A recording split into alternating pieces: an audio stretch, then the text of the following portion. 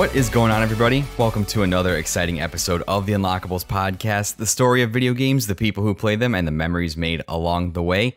As always, I am your host, Eric, and I'd like to thank you so much for tuning in this week.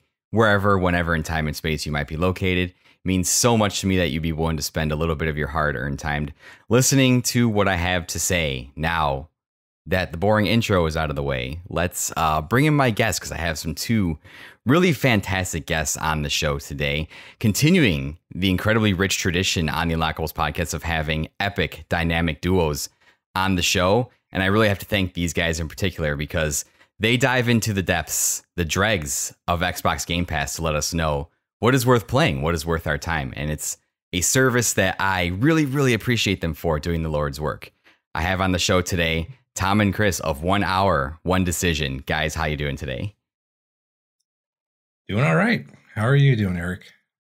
Doing great now that I have you guys on here. I really appreciate it. Like I said, it's always interesting to try and carve out a little bit of time at the end of the day to do these shows. But the fact that you guys are here and I don't have to do as much work this episode because you guys are here. So I really appreciate you guys being on. But before we get started, I always do the heavy lifting for you. Nobody wants to hear me, so that's why I made it mostly a guest-related show, so I don't have to do as much talking. But before we get started today, I always like to do a little bit of an icebreaker and just kind of ask you guys, what have you been playing lately? I'll let Tom go first. Okay. So as you basically know, we play these games for our show, and that tends to make up the bulk of what I play. But I do also play a fair amount of Nintendo stuff just because that's what I'm born and raised with. Absolutely. So I pretty recently 100%ed the new Kirby game. And I also finally finished Legends Arceus, which has been a thorn in my side for a while because I don't very much enjoy it, but I needed to finish it before the next one came out. So here we are. Absolutely. I can feel that for sure. Chris, what have you been up to, my man? Yeah, like Tom said, we are going through a bunch of games. I just finished The Forgotten City. That was a pretty cool game. And I didn't want to like this game, but I'm starting to Death Stranding. Oh, yes. I was constantly making fun of this game. I was like, oh, what is this? This is just a dumb walking simulator. What the hell's the point of this? This was FedEx. A job training interview or whatever. But I ended up playing. I was like, that's the most appealing part of the game. Is actually I skipped through the entire story. It's actually just traversing the world that I found interesting in this game. So yeah, I've been playing a little bit of that, and then I finally jumped back into Cyberpunk 2077 again. Oh yes. So 1.6 patch dropped, and I'm playing it again, and I'm trying to play it as sneaky as possible. So. Oh, yes. So I have to ask because I have not heard much on the Cyberpunk front other than like the big hoopla around when it was first released. Has that game gotten any better from the point they released it to now with these new patches? Because I've heard in the last couple of days, new patch, new DLC coming. So obviously there's still some life in this game. Has it improved by any metric at all? I'm still so early in the game. I haven't beaten it yet. I haven't even beaten it since the beginning. Like I when it first came out, I played it for a couple hours and I was like, let me put it down. It's like I mean the PC version for the most part is fine. What's interesting is I feel like I see more bugs now. Like I was just finishing up a mission, and I like in the horizon of like of the street, I could see some guy like popping out of a car and then jumping back in. Oh no. Just like floating back. I was like, oh, okay, this is happening now. So, but I never really had any problems like bug wise or stuff like that. But I just felt like, especially with the experience, like, Witcher 3 had a lot of issues in the beginning too. Right. And then I waited around and I played it after that, and it was great. Like I loved it. I mean, it's probably one of my favorite games in like the more recent generation of games. Yeah, and definitely. And that's what I'm hoping. I mean, as long as they don't like just can this, and I don't think they will. I think at this point they're in it to win it. I hope. Right. Even though apparently they dropped like what 25% in market value or something like that, like the company. Oof, so I was not aware. That's rough. Yeah, it's pretty bad. But you know, I hope that whoever's still left over there is hoping to make a quality game, and you know, it's still a very pretty game. There's no ifs, ands, or buts about it, but some weird quirkiness, but it's an open world game, so you're going to have those things here and there. So right. Well, I think there's a certain level of quirkiness with any video game, I would say, that you get. I mean, I love the Fallout and Skyrim series, and some of those are the most janky games that you'll ever play, and people still love them. So, yeah. I mean, I don't think like some people popping out here and there is not really that big of a deal. So, right. And I think it's really easy, you know, in hindsight, looking back at that, to like dogpile on a situation that is bad and make it seem like out of control. So, yeah, I'm sure they're doing that game justice. I mean, I'm hoping it gets the No Man's Sky treatment and just becomes really, really, really great and really popular afterwards, because they certainly put a lot of work into that game, and it would be nice for it to be successful and booster everyone's confidence before that, you know, the Witcher 4 that is inevitably coming. So, but yeah, that's great, guys. Myself, just to update the crowd or whoever listens on what I've been doing. No more Kingdom Hearts. Thankfully, I'm taking a little bit of a break from that, beating the first one, and much needed break to recharge before I dive into the next one in the series for the show. Most of my time has been consumed. I'm on my yearly obsessive spiral downwards into Roller Coaster Tycoon. It happens inevitably once a year that I reinstall it from Steam, the one from like 1990, whenever. And I just play it obsessively for hours on end. It's inevitable. It happens every year. And it just so happens to be happening now. So been on that. I don't need to talk too much about that. Everyone knows what Roller Coaster Tycoon is. Make a theme park, make your guys happy, or torment them, whatever you want to do. You are a benevolent or malevolent god in that game. And it's up to you to do whatever you wish. But with that stuff out of the way, I'm not playing too much other stuff. If there's no objection from you guys, I'd like to start and dive into talking about the show and what you guys do as a podcast, if that's cool with you guys. Sure.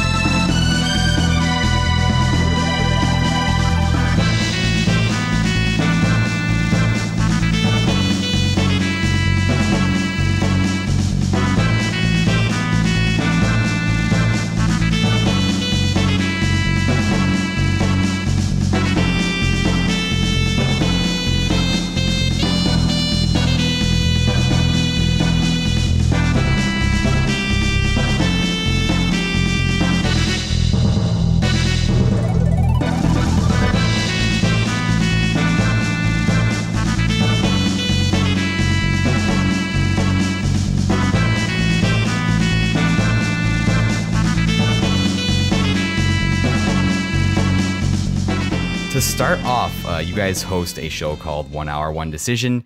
It's a fantastic show where, like I said at the top of the episode, you explore the depths of Xbox GamePass and sometimes take viewer requests, sometimes let fate decide what you guys will be playing from week to week. So I just kind of want to know, where did you guys come up with such an awesome idea, first of all? And what is the epic origins of Chris and Tom? How did this all come together?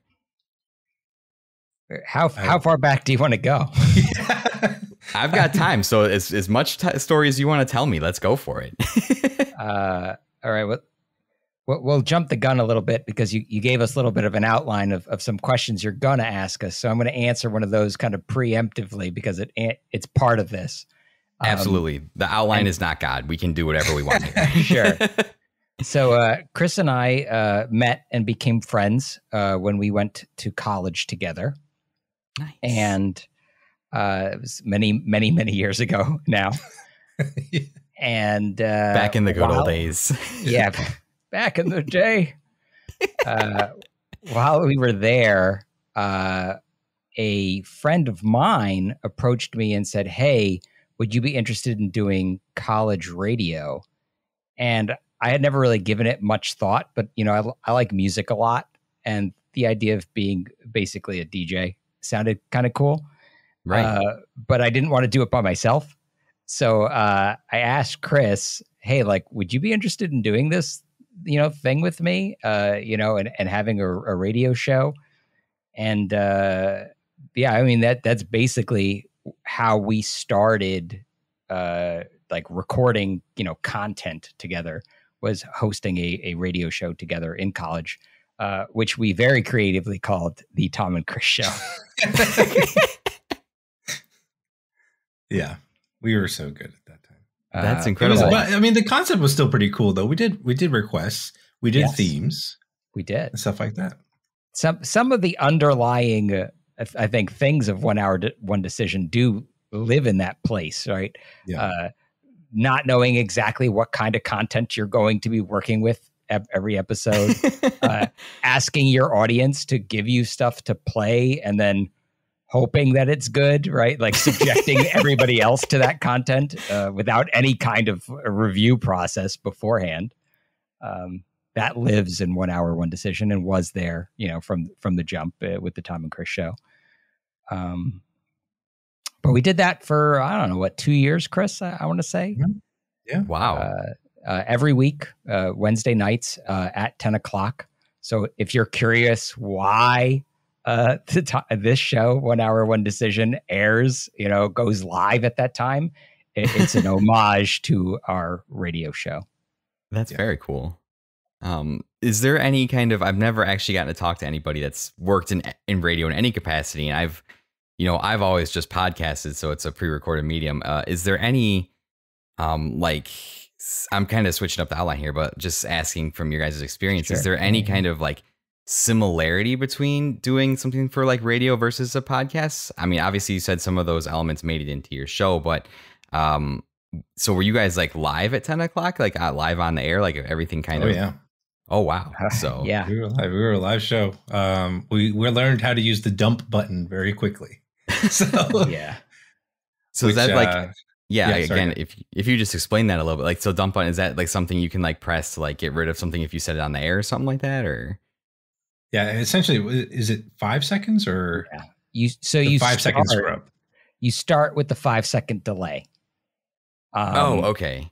And as you're going, if somebody drops a word that they're not supposed to drop or something like that, you hit that button and it'll dump. I think I don't know if it was a second or something like that. Like, you had a certain amount of time, and so you had a finite amount of uses of this tool that you had at your disposal. And once they were up, I mean, you were 100% live, and you really had to be careful. So, man. So if you like burned all those like right at the start, you're like, oh boy, we're doing the rest of this. Got to be careful. Wow.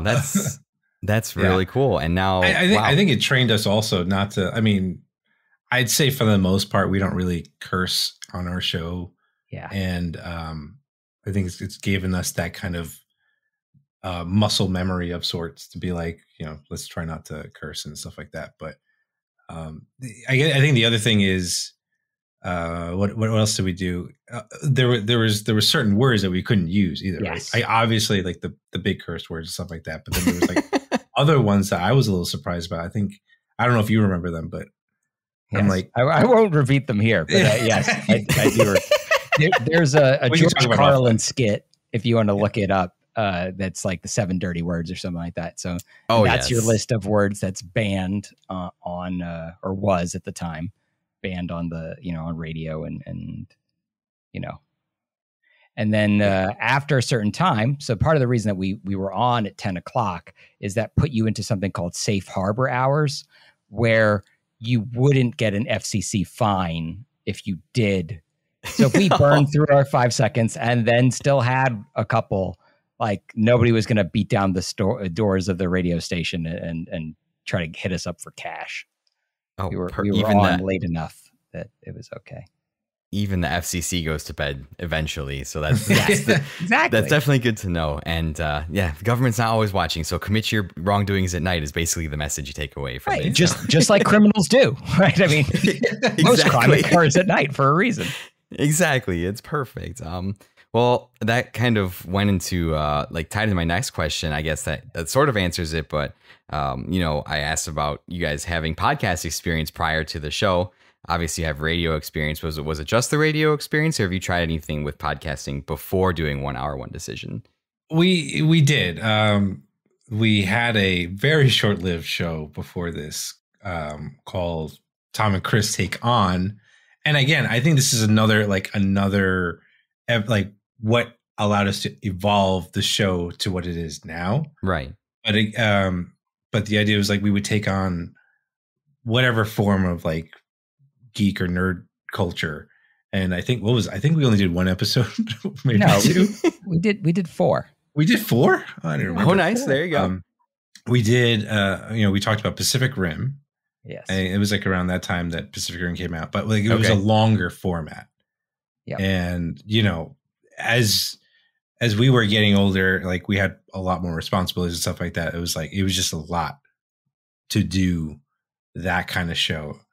And I've never mentioned this before, but when the reason why this show came about was I was actually in the middle. I was like, we had a site up for the Tom and Chris Take On show. And I was like, I don't need this anymore. I'm going to just delete it. And then all of a sudden I get an email from Tom being like, hey, what the hell, man? Like, why did you delete the site? And I was like, I'm sorry. I didn't know. I thought we were just done with it. And then whatever, I kind of brought up the idea like, hey, why don't we just do another podcast? And I had recently gotten Game Pass.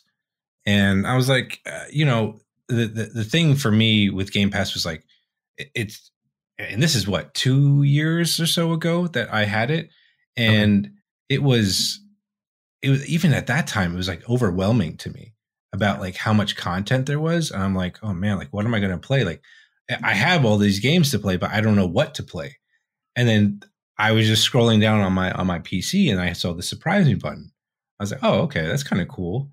And then I was like, I had one of those like eureka moments or whatever in the shower. And I was like, hey, all right, I'll pitch this idea to Tom. And then we're like, okay, why don't we do this? Like, why don't we like allow this surprise me button to pick the game for us? We play it for an hour just to keep us in a reasonable time frame of getting to know what a game is or potentially what it is. And then seeing if we would like to play this game or not, or continue to play it rather after the hour. So that was the rules. That was what we set up with. And, that's kind of, what are we at? 90, episode 90 drops today, right? Or is it 91? 90, no, 89. 89 drops today. I'm sorry. Oh, wow. So yeah, we've been doing that now and going strong. It keeps things simple. Like, and again, the other stipulation was to keep the episodes short. Ideally 22 minutes. Tom's ideal is under 20 minutes, but these are rules that keep us honest, Chris, right? Right. And this is why Absolutely. we've gotten as far as we've gotten here. Yeah. So, we've I got to say, I don't think we've missed like maybe 2 or 3 weeks. Okay. Since we've been putting them out there. But other than that, yeah, we've been pretty consistent, and I'm happy about that. I'm happy that we're consistent. Yeah. So. Yeah, and that's not always an easy thing to do, is to have that, not only a system to adhere to that kind of dictates what the episodes will be like, but to also have that consistency as well. I mean, you said you've only missed 2 or 3 in your entire time span. Life is just so busy to produce any kind of long content these days. I've missed 3 or 4 episodes this year already, and it's my first year in production. So I think that's great. And yeah, really too, I appreciate your guys' show because it really does speak to the, hey, like, life is still happening. We don't have a lot of time, but we still want to check out all these games. And we still want to put out something that you can easily consume and listen to in a short time period. I mean, so many of our amazing podcaster friends in our circle have shows that are hour and a half, hour 45, 2 hours, 2.5 hours. And it's just like, man, I don't know how you guys do it. Like, after I get past an hour, I'm ready to tap out. So, right. No, but that's really cool. And I appreciate you sharing that. I've been listening. I'm going to kind of jump around in the outline here, but I've been listening since episode 40. So it'd be a little bit over like most of a year now. You guys have been in my life. And one of the things that you guys do at the end of every episode is you decide, hey, do like we want to keep this game in your library, or is it something we're going to pass on? And I don't remember, because I have bad short-term memory, about how many games you guys have said that you want to keep versus how many you want to move on. So I just wanted to ask, like, how many of those games you guys actually like keep and actually see through to the end? Oh, I had a spreadsheet at one point that I was trying to keep up of games that we both said yes to, that, or at least that we would try to keep playing. And that fell to the wayside very quickly. But what I've been trying to do is, especially if it's a game that I've said on the show that I'm going to keep playing, I'll try to at least maybe stream it. And then so I'm keeping myself honest that I am continuing to play this game that I said I was going to play on the show. And yeah, I don't know, Tom, like, what do you think of there really hasn't been that many games, to be perfectly honest, that like I would say that I've gone back and like completed or at least played. Right. I'd say maybe 15 to 20 of them. I think that Chris is probably a lot better at it than I am.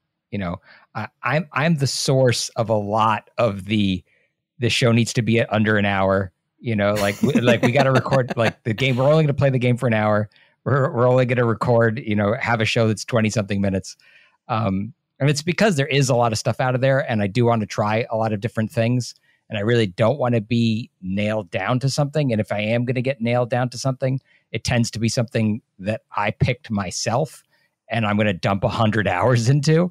Right. So like, that's all the time I have. Right. So, I don't end up playing a lot of them, or at least not for very long. Like, I think what I want to convey, I guess at the end of the show, is intent. It's like this is a game that I definitely would like to play some more. Right. And I tend to be pretty honest where I go, I don't know if I will. Right. Like the sign for a game for me is, okay, like any game is going to get time. Like I'm playing it, right? Once I've turned it off, do I turn it back on again? Right. Right. And if I do, that's a sign that I really liked that game, you know, whatever that game is. But it, like Chris says, it doesn't happen very often. And that, I mean, when you've tasted 89 different flavors of ice cream, you're probably not going and getting all 89 of those flavors again. There's probably like 3 that you really liked, and if you're going to spend money on it or time on it, right? Like you're going to pick the 3 you like best. So listen, like the plan is, I've already got it planned out here. So when our one decision becomes like world famous, like bigger than Joe Rogan podcast, right? Then when you're making the money, you can do the complete all of the 1 hour one decision games and just like play them back to back until you finish all of them, and then stream it and then make more money. So good Lord. That might take a while, but there's a lot of games that are like over 100 hours too. And I'm like, oh, I can't. Oh yeah. Like some of those RPGs would be like, oof, that's kind of rough. Going back to Tom, what you said, obviously tasting 89 different flavors of ice cream, that kind of goes back to an earlier question I had in my outline. Since kind of starting this endeavor, and I think that this goes back to the appeal and usefulness of Xbox Game Pass as a really cool tool to be able to experience a bunch of different types of games, especially for, you know, people like us that find our time at a premium, and, you know, we can't commit to every 100-hour RPG that comes down the pipeline, unfortunately. Would you say being able to experience all these different games thanks to Game Pass is kind of like changed any of your opinions or beliefs or thoughts on games that you thought you like, or stuff that you were like, oh, maybe at first, oh, I don't think I was going to like this, but I actually kind of ended up enjoying it? Do you have an answer? I'll let you go first, Chris. Oh, I thought that was directed to Tom. It's both you guys. Yeah, both you guys. I just like the ice cream analogy because I think about food all the time. So I just really like ice cream. That's where that came from. That's fair. No, there definitely are, and they're just like as a kid, I was a very picky kid, right? Like, right, you couldn't get me to eat a lot of things, and then when college, right? College is a time to experiment and try different things. We had a meal plan, right? And so you paid a flat rate to get into the dining hall, and then you could just eat whatever you wanted, right? Like if I got some sesame chicken over at the Asian station and then I didn't like it, I wasn't married to it, right? I wasn't stuck with only that. You didn't spend money on it, right? So in the same way that experience at college allowed me to try a bunch of food and learn to like things that I never would have tried as a young person, like as a kid or a teenager. Yeah, I definitely think that we've tried some games and played some things here with this Xbox Game Pass that I would have definitely not tried if it didn't come up, if it wasn't selected. But then afterwards, yeah, where it's like, all right, like maybe I'm going to give this genre a little bit more consideration than I would have. For example, like card battlers, like I have zero interest in playing like card-based games. I don't want to play them on mobile, don't want to play them on Xbox, don't want to play them at all. I'm there with you. But we've played a couple where that's an aspect of the game, but not the whole game.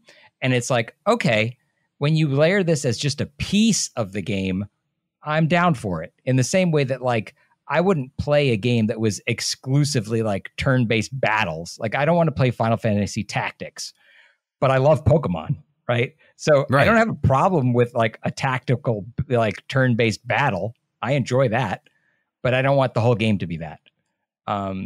So, I think it opened my eyes to the idea that it doesn't have to be all or nothing.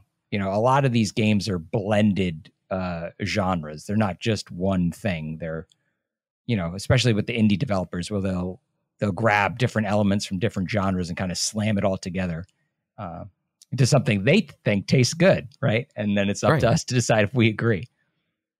Yeah, and that's the one thing I think I was hoping that we would get to highlight more was the smaller games. Because, of course, the AAA games that come out on Game Pass, stuff like that, every big media market, whatever, conglomerate, whatever they were, IGN and all that stuff, they're going to talk about all those games, right? And they're going to say, oh, they're the best things since sliced bread, or they stink. But like, there aren't that many. I didn't feel like there's that much focus on the indie games and stuff like that. And I think we've been pleasantly surprised with a lot of those indie games too. Not saying that there aren't there aren't outlets there that aren't doing indie stuff. 100% there are. But it was just like, I personally haven't given those types of games a shot before, because I'm like, if I were to go to a GameStop or whatever game store and I look at the aisle or look at what's out there, yeah, generally I'll be looking at the AAA games. I'm not going to necessarily look at the bottom rows or whatever it is. So it was like, I was pleasantly surprised on like the Descenders. Like it was just like a biking game, but it was fun. It was it's definitely not a game that I would pick up if I were to go purchase this myself. But I got an opportunity to try it, and that's cool. That's what I really enjoy about this experience. Like being able to get that little taste of something else that, I don't think I'll ever find a roguelite that I will like, but that's a different story. but other than that, but again, I think it also helps us reinforce some of the genres that we do like, and be like, okay, I do like this style of game because of X, Y, and Z. Like, I do want a good story. And the other thing, I think it might be a benefit or a crutch or disadvantage. I know a lot of people have said this to us in the past too, is that sometimes they feel like that first hour might not be enough for us to decide like if this game's worthwhile. But like my counterpoint is like, or the other part is like, maybe the developer front loaded a lot of things, and then the rest of the game is absolute junk. So, but like there's going to be that risk, but if you're going to give me a good sense of like accomplishment, a good sense of a good feeling of like, okay, this is what this type of game is, and I don't need to go through 500 tutorials, or like not very good tutorials. I mean, we've had good tutorials. There are good tutorials, and then there are terrible ones where you're reading all of it. Oh yeah, and it's like, that's not cool. I think Tom and I are in agreement that if you're going to make a tutorial, if you're going to make a game in that first hour, do a lot of showing. Don't do a lot of telling, because it's important, because you're interacting with something, and I'm not there to read a game. I'm there to play it. So, right, and I think, like you said, that criticism I don't think is 100% fair either, because especially in the age that we live in today, there are just based on like how media has evolved with the introduction of like social media and all this stuff, is like people's attention spans are like shorter than ever. So really, you don't have a lot of time to grab someone's attention before they're like, I'm not feeling this, and just bouncing to the next thing, especially when there are things like Game Pass that offer so many options that you can just, okay, yeah, I can easily go to the next thing because I don't have any monetary commitment to it. I'm paying a flat rate and I can just go and try something. So unless you're in for like a very specific sort of game, if that's what you're looking for, like I'm 20 hours into Xenoblade Chronicles 3 and they're still popping tutorial text boxes on the screen. Oh my God, wow. Yeah, it's rough. But I think it's more important now than ever, unless you're designing that type of game for that type of audience, to be able to grab someone's attention so that they know within a half hour or within that hour time frame if they're going to like it or not. Speaking of which, I'm going to kind of go off the rails here a little bit, off the outline, but one of the games you played for the recent episodes, you actually had the developer kind of tweet at you guys for your review. Could you guys just elaborate a little bit on that? Honestly, I don't even know what happened there. I just thought it was hilarious. We posted our tweet about the episode being live, which that's the problem I need to be more consistent about now. But and then I just woke up the next morning and I saw that the developer was like, get a load of this guy. Like and I was like, wait, what? Like, I thought it was funny. I didn't think, and I messaged a couple of people on Twitter. I was like, I thought this is really hilarious. Like but like, it was kind of cool. The people who are like coming to defend us in a way. Yeah. And I appreciated that. But at the same time, like I thought like it was a good opportunity for us to have an open dialogue with the developer. Right.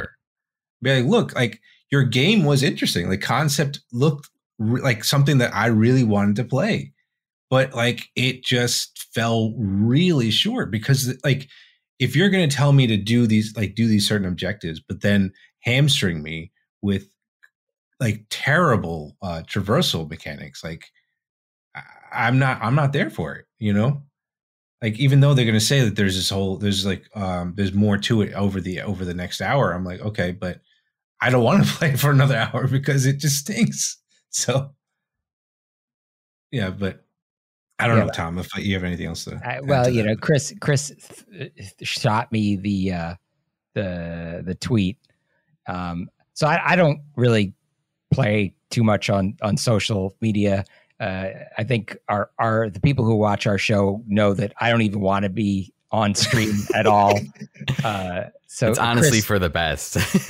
Chris manages the lion's share of all that stuff, and then folds me in where when I need to be invested. And this was, again, I agree with you, Chris. Like, I didn't take any offense from the developer. The developer said, "Hey, can anybody let these guys know why the first hour isn't the hour to judge this game by?"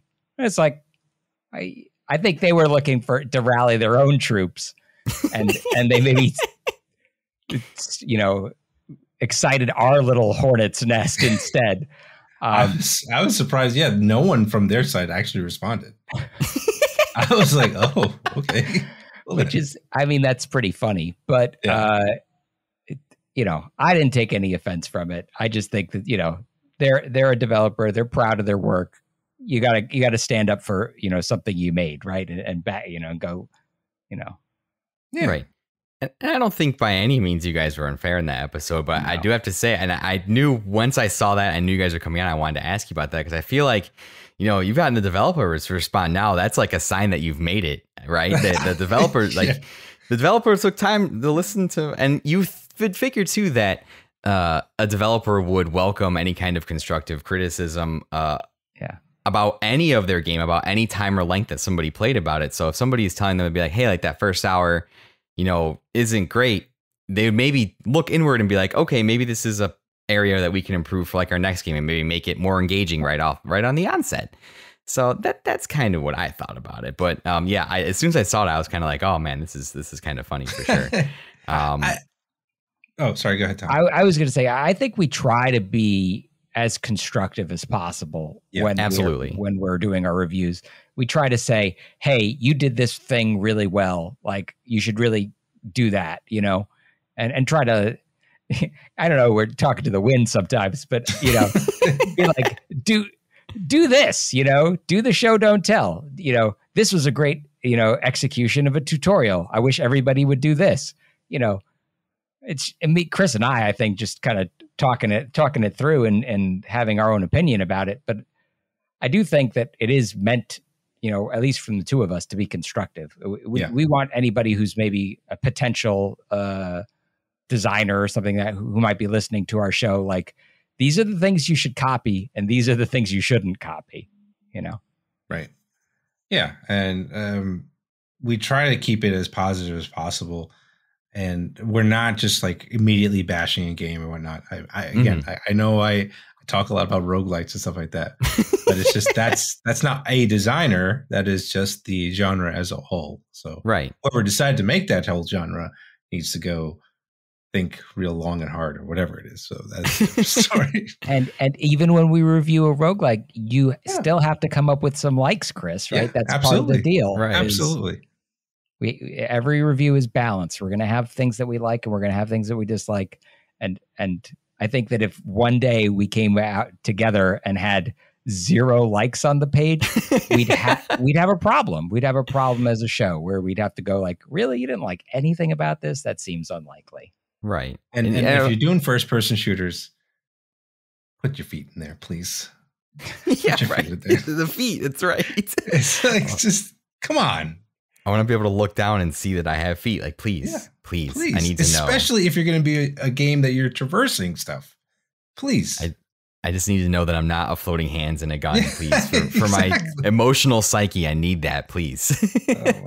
No, I was going to say, I don't, like I said, I've listened to a ton of you guys' episodes, and there was never one where I was just like, oh my God, these guys are completely nuking this game. Like, not at all. And you guys really do a good job of kind of coming at it from both ends, be like, hey, these are the elements we did like, these are the elements we didn't like, and not every game is for everybody, and that's perfectly fine. You're allowed to dislike something, you're allowed to like something, and share your opinions on the internet without getting yelled at, although apparently the developers don't think that. But speaking of a spirited defense, the one thing I did see coming from that the developer thing was that the guys over at Quit the Build jumped to your guys' defense, and it was like a multi-tiered like response to the developer, which I thought was really fantastic. Another show that I love, Quit the Build.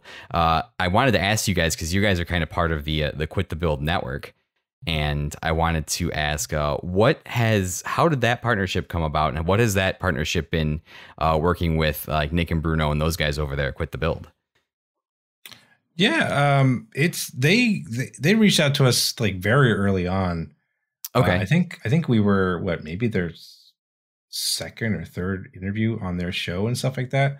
So it was really cool. They seemed like a great bunch of guys, and they had kind of pitched the idea of them like creating this network and building like a whole thing there. And like, it just seemed interesting. I was like, okay, Tom and I discussed it, and we discussed it with them, and it was, it seemed like it fit pretty well with what we're doing.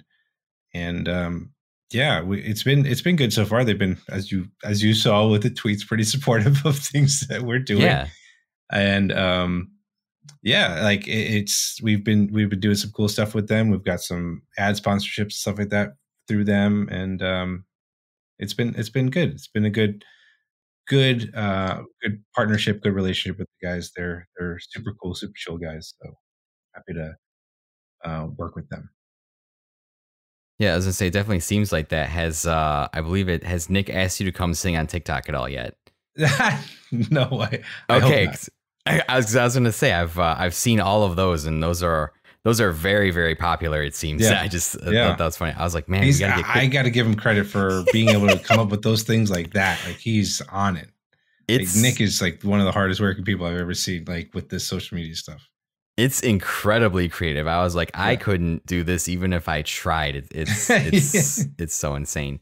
No, that's cool. I just wanted to kind of ask you guys how that came about, because like I'm a fan of that show too, and I think it was probably that interview like with them that kind of turned me on to like what you guys were doing when I listened to. So, yeah, maybe if you can put in a good word, I can get them on the show as well. Maybe just I mean, for sure. Appreciate it for sure.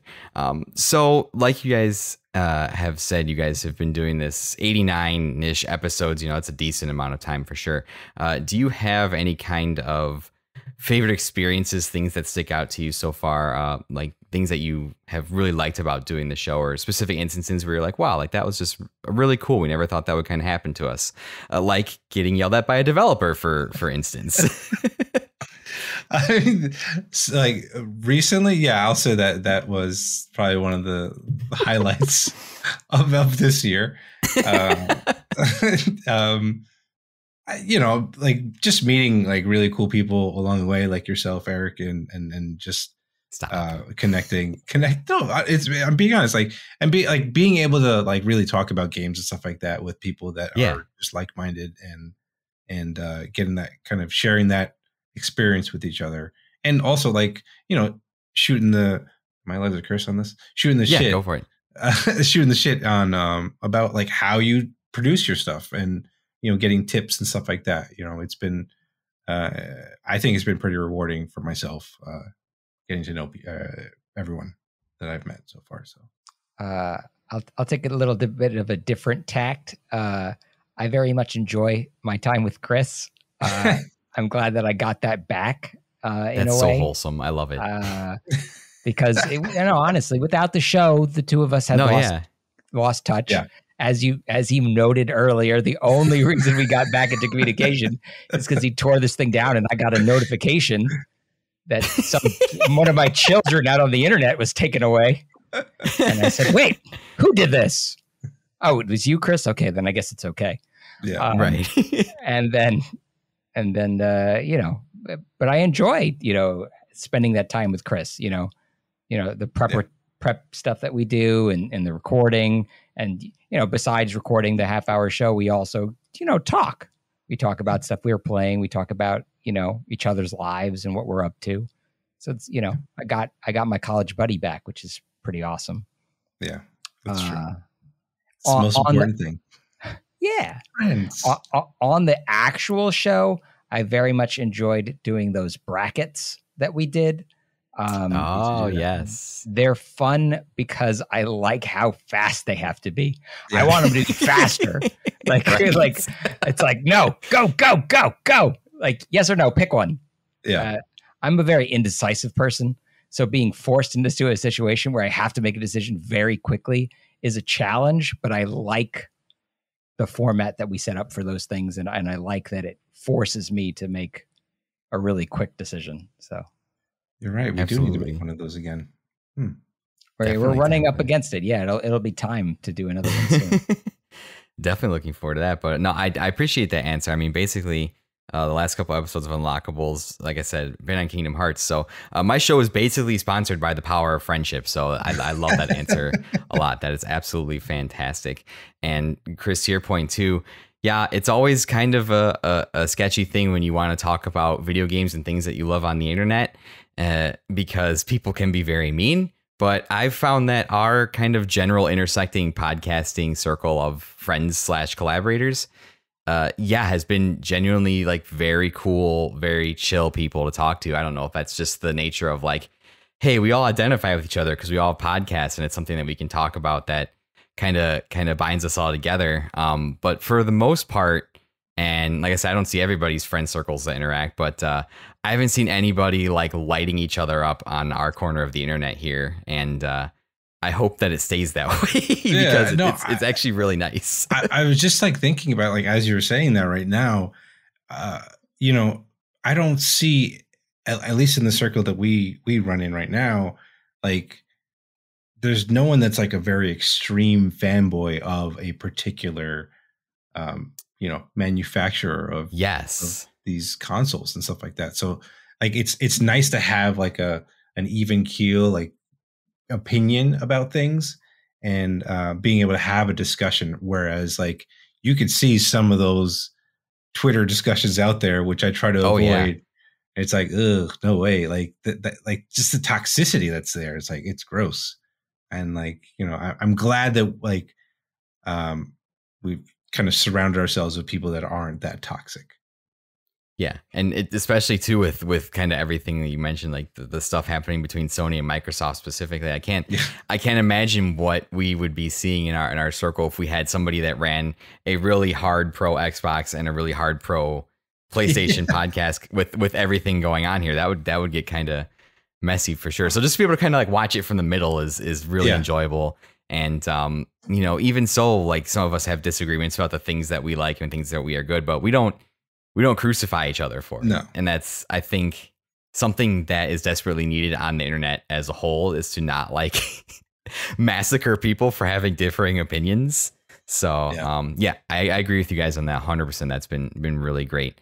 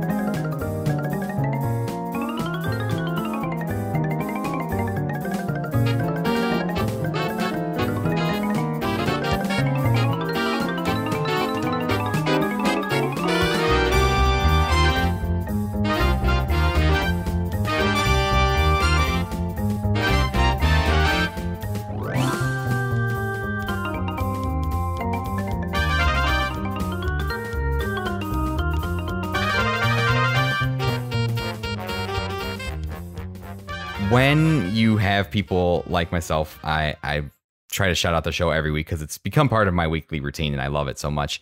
But when you have people that come listen to the show, what is there anything particular, producing the show, doing the show, planning it, that you hope they take away from listening to an episode of 1 Hour, One Decision?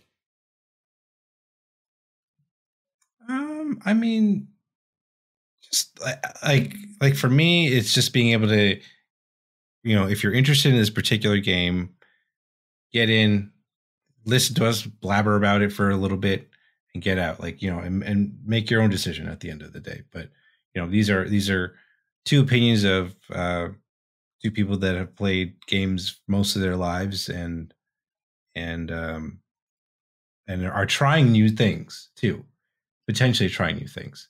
So, you know, I think it's just like giving you maybe that's the most important thing, is like, at least just go out there and try things. Like, don't always just be pigeonholed into playing Fortnite or Call of Duty, whatever it is. Like, try something else that's out there.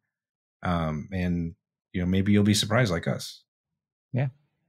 I hope that people realize, you know, whether it's Game Pass or any other thing, like there are a lot of games out there.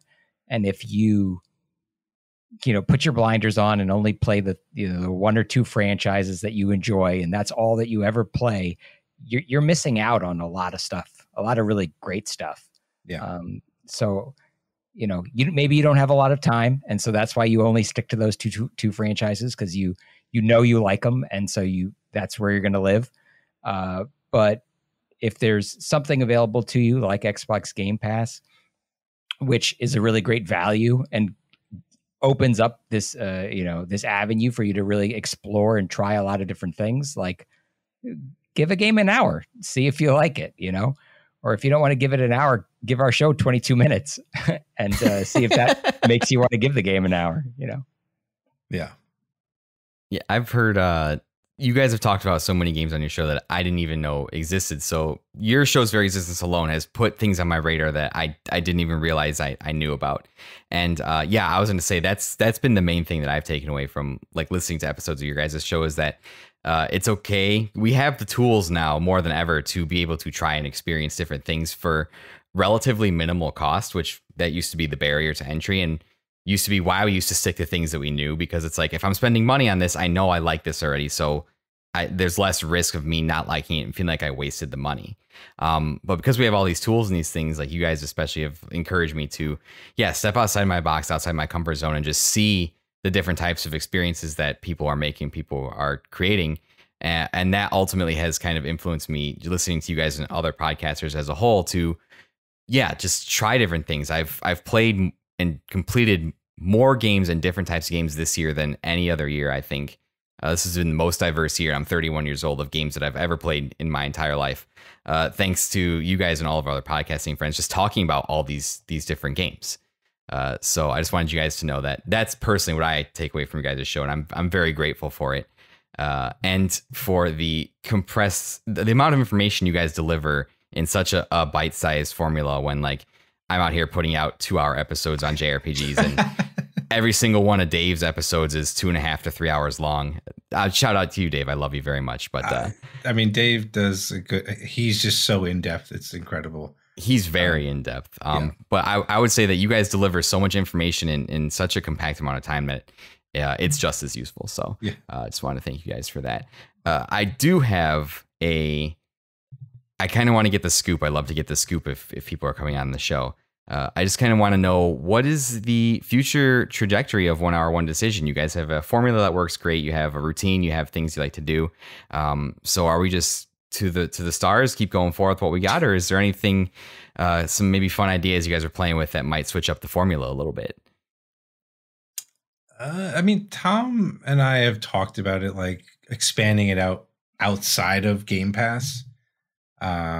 Okay. Like doing things like, I know Tom's interested in like playing retro games, stuff like that. And yes. Even potentially, even like shows, like watching the first episode of a show. Is that enough to pull you into a thing? Like that. I don't know, just something like that. We've kind of spitballed things like that. And of course we like throw a wrench into the thing every now and then by doing the bracket episodes, stuff like that. Yeah. So it breaks things up a little bit there. But this at least has kept us pretty consistent. So for us to add new things would be a little bit more adjusting into our weekly lives. So, we have a decent thing going, at least right now. So, we'll see what happens. Yeah. I definitely have mentioned in the past on other interviews and talking with Chris that like I have a lot of retro games that I would like to try in the same way that the Game Pass offers that avenue to you. I think that there's a lot of, TV shows sound cool. Maybe not so much for me because I have this problem. Like if I start a TV show, I kind of, maybe if it's just the first episode, it'd be okay. But like I have this thing with passive entertainment that like if I start something, I'm like on the hook. And I might watch it to completion even if I don't enjoy it. And so that's a dangerous thing for me to start, is to start a bunch of shows and then I'm stuck watching them. Like I'm stuck watching She-Hulk right now. I'm not enjoying it, but I've already watched the first 3 episodes. So here we are. I'm on for 8 or whatever they are, whatever it comes to. I'm going to be watching all of it. Maybe it'll get better. Maybe I'll like it by the end. Or maybe it'll be like The Big Bang Theory and I liked the first 4 seasons and then was stuck for, another 10 or whatever it was.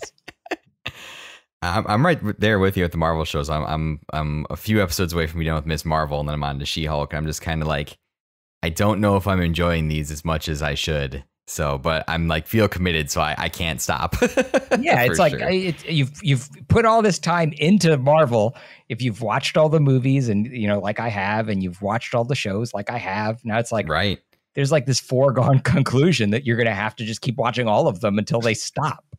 Right, exactly. I've invested too much time. I cannot quit. Yeah. It's a sunk cost or whatever. Like I'm stuck now. Exactly. Yeah, I guess the thing I was looking for is I was asking. It's not just like a Game Pass specific show. Like if all of a sudden Sony's PlayStation Plus tier, whatever confusing ass thing they put out, becomes like viable, is there like a PlayStation 1 hour one decision where you start to maybe look at some PlayStation games or something? Possibly. I don't think that's out of the question. I honestly tend to gravitate more towards Sony than Microsoft, which may surprise people who listen to the show. But the fact is, really, ever since getting Game Pass and starting this show with Chris, I spend way more time on my Xbox than I do on my PlayStation. And so, at least an hour more a week. So. Yes, at least an hour more a week. Guaranteed. 52 guaranteed hours a year. I think Microsoft take that for sure. So, I do spend a lot of time playing Nintendo titles also, just because that's, again, as I said, that's where I started playing video games. So I do tied to that. I enjoy that. I'm right there with you. That's where I started as well. But if I would think that Sony's whatever thing they have going on over there needs to be a little more understandable before like, hey, make it as simple as Game Pass. Just put it out. Come on. What are we doing here? But to end it on a final question about the show, and I always kind of ask people because a lot of people have such amazing, incredible, different experiences with podcasting. If someone was to ask you, I want to start a podcast, like what advice would you give to somebody that would want to do, not necessarily like what you guys do, but just would want to do like a podcast about something kind of video games or what they love in general?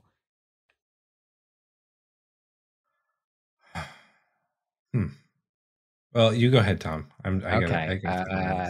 Couple of things. I would say first, and then no disparaging remarks to you on this one, but find somebody that you really enjoy spending time with and get that person involved, because it makes this a lot less like work and a lot more like hanging out with your buddy.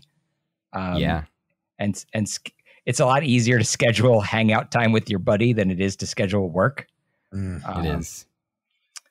I would say, try to find a topic or something that's broad enough that you're not going to run out of content like immediately. Like I could probably do a podcast about Star Wars because I love Star Wars so much and I have such a deep reservoir of knowledge about it. But I don't know who I would have be my co-host on that. And I don't know if we would have enough content, just because of, the difference between being able to play a different game every week on Xbox, which, the limit, there's no limit, to this. Whereas like how much new Star Wars content is really coming out at any given point in time. It's like, okay, there's a new show. Oh, there's a new movie or something, maybe a new video game or whatever, but there's not as much content there that's new and relevant in the same way that Game Pass is. So pick something broad, pick somebody fun to do it with, and I think set a set of rules and stick to them, because if you could very quickly end up, in a Peter Molyneux type situation where you're complete. You've got all these dreams, right? And none of them come to fruition. Start small, make a plan, make an outline, set rules for yourself, and stick to them, and then iterate. Right? Make the first episode, figure out what was good, figure out what was bad, figure out how you could do it better. Make a second episode, and don't worry about episode 100. Because you probably won't get there. Tom, we're almost there. Come on, don't say that. Jeez, yeah, but 11 more to go, baby. Look, you asked a question, and I'm going to answer it honestly. I think that's another one too. Is be honest. Be honest with yourself, right? Right. And with what you're trying to accomplish. yes, Chris and I are going to reach episode 100. But if you had asked us at the beginning of this, hey guys, what are you going to do for episode 100? And I would have said, there's no way we're getting to episode 100. The last show didn't get to episode 5. Right. It's true. So, yeah, but I mean, just to piggyback off of Tom, 100%, like all the stuff that he said, I would agree on. Outlines are important. Consistency is important because like you like if you do it and then like just like with anything in life, right? Working out, whatever it is, like anything that you want to learn as a new skill, like if you just like do it once and then drop it for a couple of weeks, you're not gonna really learn anything from it. And I feel like I've learned a lot like from like the backstage stuff, right? So learning how to manage like the audio stuff and like editing and stuff like that. And like trying to just, before I was like so obsessed with like getting the ums and the ahs and like all that stuff removed from my episodes. Yeah. And it's like, I'm like, people don't really care that much about it. But I will say, and this is why I asked you before we started the show, if your audio quality does need to be good though, because if you sound like you're in a toilet bowl, people are just going to tune you out immediately. Like decent, like get yourself set up with like a decent set, like a decent mic or whatever it is, and a decent system to do the recording. Like we started off with Zoom, and then we happened to find Zencastr here, which has worked pretty well for us for the most part. We've had some issues I think you've had before as well, when we had like guests and stuff that come on where there's like audio delays and stuff like that, but you'll figure it out. But yeah, and have fun with it. Like this isn't like, if you're going into it thinking that you're going to make money or something like that, you're probably in it for the wrong reasons. Just like really just try to enjoy it and take the feedback, like find critical people if you can. And and be ready to have a little bit of a thicker skin every once in a while too. So I agree, and I think those are great points. And Tom, your point is really well received. Like you should find somebody that you enjoy spending time with and would love to do it with, which is why I do it by myself, because I enjoy spending time by myself. And I love myself. So that awesome. That is the whole reason. No, all of those things. Yeah, I agree with you guys 100% on those. And the first steps are the hardest to take, obviously. But when you establish that routine and, you do it a couple of times, each subsequent time it becomes easier. And like before you know it, then it's just, oh, that's what it is now. And it feels comfortable to do. And then when you do miss something, then it feels uncomfortable. And it's like, I don't like that. I have to be consistent. So I appreciate you guys sharing that advice with me, with anybody that might be listening. And I appreciate you just coming on and talking a little bit about your guys' show. Like I said, I've been a fan for since episode 40, and I'll eventually get back and listen to those earlier episodes because I want to listen to all of them, and I love the show. It's part of my weekly routine now. And don't listen to episode 1; it's complete trash. Okay. All right, I'll listen to all of them except episode. I mean, you can see how, like, I mean, for example, like the audio stuff has been something I've been trying to obsess over, and like, you can listen to the first one; it was like complete garbage, and now like I think we've gotten a little bit better with how we're getting audio in and like me tweaking things in Audacity and stuff like that. So I think unless you have a professional show that is produced for you, I would say that everybody's episode 1 is probably literally the worst thing you'll ever hear ever. So when you put out episode 1, just know like it's going to be bad. Don't be ashamed. It's okay. You will get better because all of 100%. Us have gotten better. I want to quickly, I agree with you. And, if you watch a show like Critical Role, and it's like amazing and like the production is great, but go watch like their first episode, that was hosted on Geek and Sundry, or what. It's like they have no stage production. It's just, it's just them, talking. And so I've listened to the first podcast episode that's available of that. Yeah. With Geek and Sundry. And it's kind of hard to listen to, even exactly.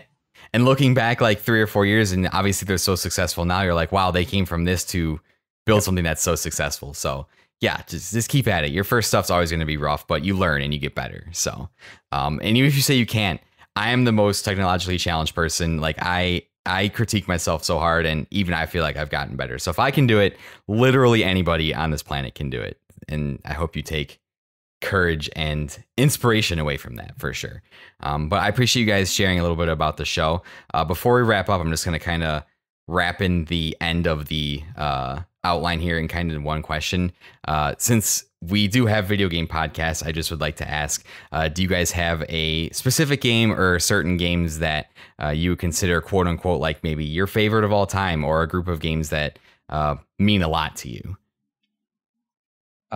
My favorite game of all time, Chris already knows the answer to this, is Chrono Trigger for the Super Nintendo. Amazing. That's a great pick. And if you think that a Final Fantasy game is better than that, you're wrong. There's some debate there. But I'll die on that hill. And generally speaking, it's interesting because like if you came at me with the Chrono Trigger today, right? If we played the next Chrono Trigger on a Game Pass, would I love it? Would I love it in that first hour? I don't know that I would, right? I don't know if it would pass our test. Interesting. But I could tell you, maybe it would if I saw a Frog Knight, in the art. But yeah, I love that game. It not unsurprisingly comes from that time in my life where you're like 12, 13 years old. I think your favorite thing is probably from that time period, no matter who you are or what it is. Right. That adolescent time is when you're figuring out who you are, and you have infinite time to devote to things. So to have that back, I would kill for it. I mean, I wouldn't kill for it. I wouldn't say that on the podcast, but too late. Too late. So that's my singular favorite game. If you put a gun to my head and said, Tom, what's your favorite video game? It's Chrono Trigger. I have Chrono Trigger art on the wall over here. If you were looking for more like a franchise type situation, it's probably Pokemon. Just in terms of a series of games where I've played every single one. I will continue to play them, and not because I feel like I'm forced to, because I genuinely want to. Right. I think that's probably it for me. How about you, Chris? I've talked about it before. Sam & Max Hit the Road is like a game that I've like. Okay. Still to this day enjoy. I just recently bought it again on Steam to replay it and beat it again. So I was happy about that.